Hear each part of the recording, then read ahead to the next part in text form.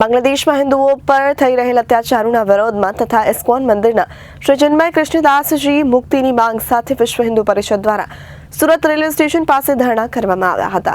बांग्लादेश में हिंदुओं पर थई रहेल अत्याचार ने लईने सूरत में विरोध करवामां આવ્યો છે। बांग्लादेश में थई रहेल हिंदुओं भाई बहनों पर अमानुषी અને અત્યાચારને તાજેતરમાં જ ઇસ્કોન મંદિરના શ્રી ચિન્મય કૃષ્ણદાસજીની ધરપકડ કરવામાં આવી છે, ત્યારે સુરત શહેર વિશ્વ હિન્દુ પરિષદ દ્વારા વિરોધ કરવામાં આવ્યો છે। વિશ્વ હિન્દુ પરિષદ દ્વારા સુરત રેલવે સ્ટેશન પાસે બાંગ્લાદેશમાં હિન્દુઓ પર થઈ રહેલા અત્યાચારોના વિરોધમાં તથા શ્રી ચિન્મય કૃષ્ણદાસજીની મુક્તિ માટે ધરણા પ્રદર્શન કરીને વિરોધ કરવામાં આવ્યો હતો।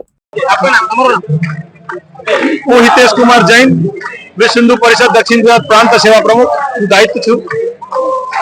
आज रोज અમે સમગ્ર વિશ્વ હિન્દુ પરિષદ હિન્દુની રક્ષા કાજે અને સાધુ સંતોની રક્ષા કાજે અને ભારતીય સંસ્કૃતિ હિન્દુ સંસ્કૃતિનું જતન થાય તેના માટે અમે આજે વિરોધ કરી રહ્યા છીએ। કારણ આજે ધીરે ધીરે પરિસ્થિતિ ખરાબ થતી ગઈ છે।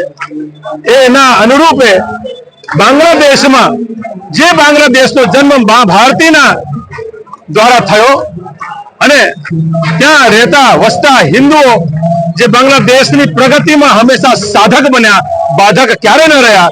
અને ત્યાં હિન્દુઓની સાથે સાથે ત્યાંના સાધુ સંતો અમારા જે જૈનો જે અમારા હિન્દુ સાધુ સંત છે, ઇસ્કોન મંદિર મુખ્ય રૂપે ત્યાંના લોકોને જે રીતે જમાડે છે, જે રીતે લોકોની કલ્યાણની ભાવના સાથે જીવે છે અને કોરોના કાળમાં લાખો લોકોને ભોજન આપી, અન્નદાન આપી ત્યાં બાંગ્લાદેશને જે આગળ પ્રગતિના પથે લઈ ગયા તેવા સાધુ સંતની હત્યા કરી નાખી।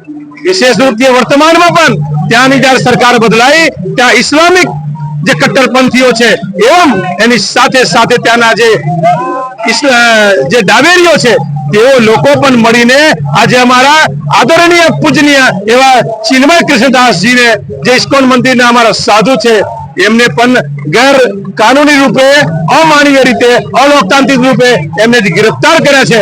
એ गिरफ्तार માટે અમે માંગ કરીએ છીએ કે તેઓને તાત્કાલિક મુક્ત કરે અને હિન્દુ સમાજની રક્ષા કરે, એ જ અમારી માંગ છે। તેના રૂપે સુરતમાં અમે આજે ધરણાનો કાર્યક્રમ રાખ્યો છે। આગળ પર વિરોધ થતો રહેશે। रिपोर्टर अरविंद राठौड़, जनादेश न्यूज, सूरत।